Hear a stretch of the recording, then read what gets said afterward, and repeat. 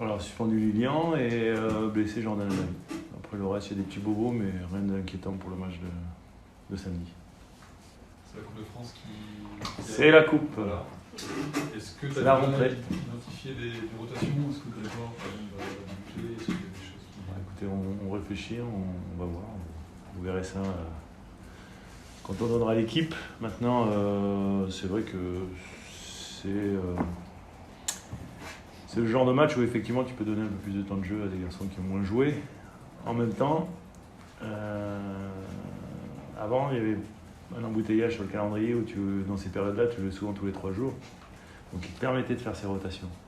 Donc là, si tu veux, on est en fait coincé entre remettre l'équipe un peu type, en tous les cas les joueurs qui jouent assez souvent et tout ça tout de suite dans le rythme parce que derrière ça s'enchaîne. Et après, effectivement, donner aussi à quelques autres joueurs avec la capacité de pouvoir s'exprimer. Donc voilà, c'est cette dualité qui est dans notre réflexion aujourd'hui. Qu'est-ce qui dictera que ce soit dans son Ce qui dit que c'est d'abord ce qu'on voit à l'entraînement. Alors aujourd'hui, pas trop, parce que bon, c'était vraiment très très très compliqué. Et d'ailleurs, on a dû s'adapter et adapter l'entraînement par rapport aux conditions de jeu.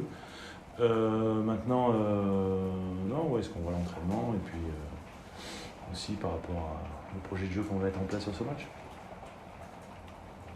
Puisqu'on a le projet de jeu, qu'est-ce que vous pensez de cette équipe d'Angers Plutôt du bien, hein. Je crois qu'elle est dans une dynamique assez incroyable, parce que je crois que son dernier match, elle l'a perdu fin octobre contre Saint-Etienne. Donc c'est un petit moment déjà, donc il reste sur beaucoup de victoires et 1 ou 2 matchs nuls, je crois, depuis. Donc c'est une équipe effectivement qui a le vent en poupe. Voilà, donc ça va être en tous les cas un bon match de reprise pour nous, parce qu'effectivement c'est une équipe qui est très performante. Qu'est-ce que représente la coupe pour les joueurs, là, fait du bon début de saison en Ligue 1? C'est une autre compétition, il y a une envie d'aller chercher alors c'est vrai que c'est une autre compétition, et en fait cette semaine on est vraiment complètement dans ce premier tour de Coupe de France. Je voulais déjà faire un bilan de notre phase allée de championnat, et tu vois, je l'ai reporté la semaine prochaine parce que je me suis dit on va se focaliser déjà sur ce match de Angers. C'est effectivement une autre compétition, c'est un autre format, c'est un match coup près avec des pénaltys directement après les 90 minutes, donc pas de possibilité de faire les prolongations. Donc tout ça fait que ça reste un match indécis, un match particulier à travailler, à préparer. Donc il y a déjà ce match-là. Le mieux, bien sûr, c'est de passer ce tour pour se lancer complètement dans cette deuxième partie de la saison. Mais bon, voilà, on le prend pour comme un match à part, et on sait qu'après on reviendra sur notre championnat, et puis pour faire un petit bilan de la phase allée et se projeter sur la phase retour. Est-ce que ça peut être un objectif, cette coupe, cette année, Eric, une compétition qui a jamais trop réussi à Brest? Ça peut être clairement un objectif, parce que justement, je l'ai dit, il y aura pratiquement, je crois, une fois ou deux, jusqu'à la fin de la saison, des matchs sur les 3 jours. Donc ça veut dire que quand tu vas jouer ton prochain match de coupe, ça peut être dans 15 jours, et c'est encore un match par semaine. Donc tu peux potentiellement toujours aligner ta meilleure équipe si tu le souhaites. Donc voilà, on jouera tous les matchs pour essayer de la remporter, et que ce soit en championnat et en coupe. Donc ça peut être un objectif, effectivement. Est-ce que c'est aussi le fait que les années passées c'était plus le maintien qui était prioritaire? Là on en parle encore, peut-être on n'en parlera plus trop dans quelques semaines, mais que ça peut être aussi une coupe où on a peut-être plus le maintien à côté, quoi. C'est sûr que si tu as des priorités, et c'était notre cas, hein, on va dire l'année dernière, c'est vrai que quand on est sorti contre Lens à domicile, c'était pas quelque chose de catastrophique pour nous, parce que notre objectif principal c'était de revenir dans le championnat, de remonter dans le classement et d'accrocher ce maintien. Donc c'est vrai que ça ne nous a pas empêché de jouer ce match à fond. On a été battu à ce moment-là par une meilleure équipe, mais quelque part pour moi c'était presque un mal pour un bien, parce que ça nous permettait après d'être vraiment focus sur le championnat et de mettre toute notre force vive sur cette compétition. Là, avec un peu moins de matchs en championnat, la coupe redevient encore plus attractive, parce que comme je le dis, tu joues qu'un match par semaine pratiquement tout le temps, et que du coup c'est pas plus mal d'avoir ces week-ends occupés, plutôt que si dans 15 jours on est éliminé, on sera au repos, quoi. Donc ça sera la meilleure des situations pour préparer la suite, c'est-à-dire notre match à l'extérieur qui suit. Donc je pense pas. Donc voilà, l'objectif aujourd'hui, c'est de prendre tous les événements qui arrivent les uns après les autres et ce premier match de Angers, forcément, ça sera un match où on voudra se qualifier. En plus, il n'y a pas peu de blessés, avec un seul joueur à la CAN, l'effectif c'est large à date pour pouvoir. Ouais. Bon, c'est vrai que, on va dire que sur la première partie de la saison, on a été assez épargné par les blessures, effectivement. Alors, j'en ai déjà parlé, mais c'est aussi beaucoup parce que le travail du staff médical notamment, et du staff dans son ensemble pour mettre les joueurs dans les meilleures conditions, bien gérer les contenus d'entraînement, et puis effectivement, j'allais dire, en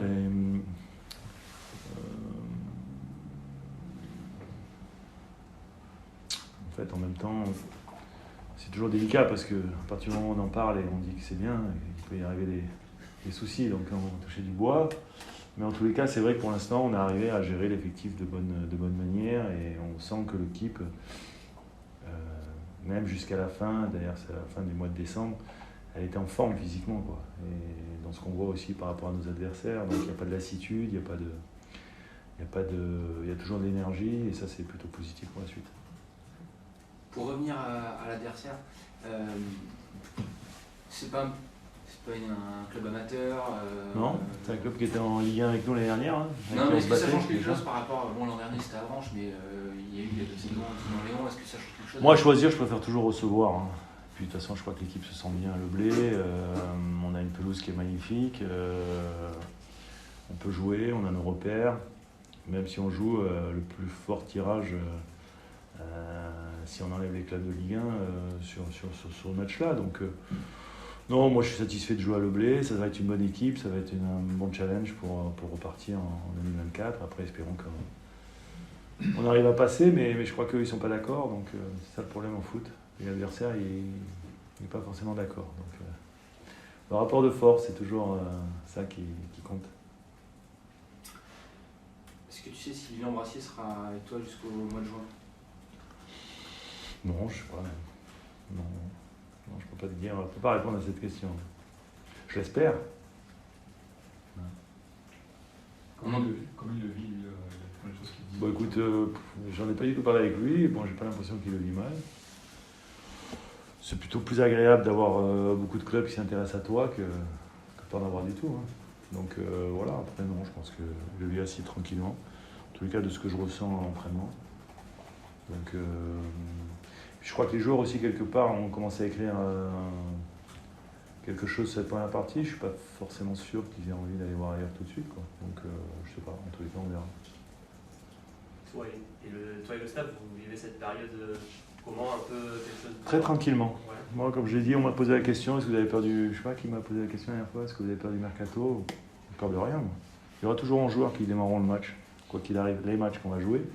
Et si à un moment donné, il y a un joueur qui part parce qu'il y a une offre effectivement qui est refusable pour le club, je crois que je suis assez, j'allais dire, je connais les problématiques du club, je connais son histoire, je connais maintenant effectivement sa manière de fonctionner et qu'à un moment donné, on sait qu'il y a des joueurs qu'on ne peut pas retenir. Maintenant, il faut que tout le monde soit d'accord aussi. Et pour l'instant, Brest a envie de garder ses meilleurs joueurs. S'il y a un départ, tu aimerais quand même de remplacer le management? Ouais, c'est-à-dire qu'aujourd'hui, il n'y a pas de volonté de prendre des joueurs mercato, mais plutôt de les remplacer si effectivement il y en a qui sont... Donc on est en réflexion pour prêter un ou deux joueurs, mais... Et après, ça dépend aussi quel joueur part. Parce que si c'est pour remplacer des joueurs qui ne jouent pas du tout, il n'y a pas d'intérêt non plus. Donc voilà. Donc, le marché hivernal peut être très calme à Brest, ou alors animé si effectivement il y a des choses qui se passent qui n'étaient pas prévues. Ça pourrait concerner qui les prêts? Escarpin par exemple, qui à mon sens mériterait de pouvoir avoir du temps de jeu ailleurs, avec en tous les cas plus d'opportunités de jouer. C'était compliqué chez nous, il y avait déjà 4 défenseurs qui étaient des défenseurs centraux aguerris, avec beaucoup de compétences et de qualité. Donc c'est vrai que pour lui, ça passera peut-être pour une deuxième partie de la saison d'aller jouer dans un club où il aura plus d'opportunités. Ça va faire un an, Eric, que tu as. Un an. Ouais. Quasiment jour pour jour. Ouais, c'est bien, il paraît que c'est la moyenne des entraîneurs français maintenant en Ligue 1. Un an. J'ai plus qui c'est, je crois que c'est Jocelyn Goranet qui avait dit ça. En conférence de presse, je sais plus, je l'ai lu ou je l'ai entendu, donc ouais, a priori 12 mois c'est la moyenne maintenant. Donc on va dépasser la moyenne. Au moins encore une semaine. Au moins encore. Ouais. Peut-être qu'une élimination en coupe, ce serait. On ne sait jamais. Si le club en a fait sans que je le sache, hein, son objectif prioritaire, ça pourrait être fatal. Il n'y a pas de risque après. Et en football, la seule chose que je sais en football, c'est qu'on ne sait jamais. Voilà. Donc il faut toujours être très attentif et toujours être prévoyant. Tu disais après que les 12 mois avaient été exceptionnels. Toi, à titre personnel, quel bilan tu en fais? Est-ce que tu sens que tu as redoré entre guillemets un peu ton image au sein du. Comment toi tu vis le truc personnellement? Moi je vis le truc très très bien parce que je vis une belle aventure avec mes joueurs, une belle aventure humaine, une belle aventure sportive, une belle aventure collective. Donc c'est ça qui me plaît. C'est ça qui me manquait et c'est ça que j'étais content de retrouver à Brest. Après j'espérais que les résultats soient bons bien sûr, mais bon malheureusement on peut jamais en être sûr, même si en arrivant aussi très rapidement, et je vous l'avais dit, hein, j'avais trouvé qu'il y avait beaucoup de signaux positifs, et notamment un engouement qui est au stade notamment, et qui est vraiment qui vous tire vers le haut, plutôt que vous enfoncer, comme ça peut être le cas dans des clubs des fois où on est en grande difficulté en termes de résultats. Donc tout ça m'a fait dire que c'était peut-être l'endroit idéal pour moi pour repartir.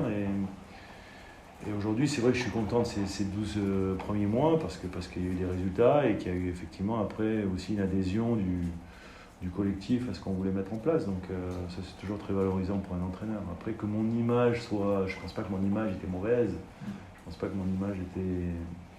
Mais il est évident que maintenant, on me voit peut-être plus comme un entraîneur que comme un directeur sportif. Voilà. Tu sens plus on commence et tu sens qu'on en parle plus. Je le sens pas, non, je le sens pas, mais bon, je l'imagine. Je l'imagine maintenant. Comme je l'ai dit il n'y a pas si longtemps, là, dans la conférence de presse, en foot, tout va très vite. Donc, on sait très bien qu'à un moment donné, les résultats sont là, et puis à un moment donné, on ne sait pas pourquoi. On peut avoir.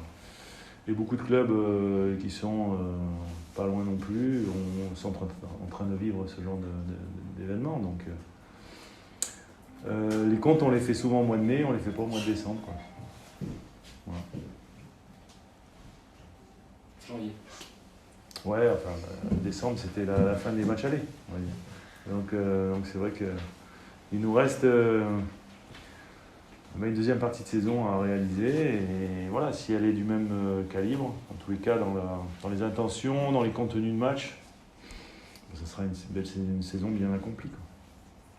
Pour revenir sur la CAN, à Brest, il n'y a que Cameroun Doumbia qui est parti. Ouais. Quand on regarde par rapport au temps de jeu, des joueurs qui vont participer à la CAN, Brest est l'équipe la moins impactée ou l'une des moins impactées. Est-ce que c'est un avantage, notamment en janvier? J'aurais envie de te dire oui, pourquoi pas. Bon, en même temps, Cameroun, il a marqué tous les buts sur le dernier match. Donc, c'est notre buteur qui est parti. Quoi. Donc, je sais pas. Je vois qu'il y a des clubs qui vont recruter aussi pour pallier ces absences. Monaco, Marseille, Montpellier a déjà pris un joueur ou deux. Ouais, deux, puisqu'ils ont pris avant la fin des matchs allés un attaquant et ils viennent de signer un défenseur. Donc voilà, heureusement que nous, on n'a pas 5-6 joueurs qui partent parce qu'on n'aurait pas l'argent pour les remplacer. Alors, ça serait embêtant. Donc du coup, on est plutôt satisfait. Et là, c'est pareil, c'est toujours pareil d'avoir un certain équilibre aussi dans ton effectif, c'est important. Et là, le travail du directeur sportif, il est à saluer. Alors c'est vrai qu'on a aussi, malheureusement pour lui, la chance pour nous que Steve Mounier soit pas qualifié avec le Bénin. Et qu'Achraf Dari n'ait pas eu autant de temps de jeu qu'il aurait souhaité pour pouvoir être appelé par le Maroc. Donc voilà, c'est aussi des circonstances qui font qu'on est un petit peu plus favorisé que les autres, si on peut employer le terme de favorisé.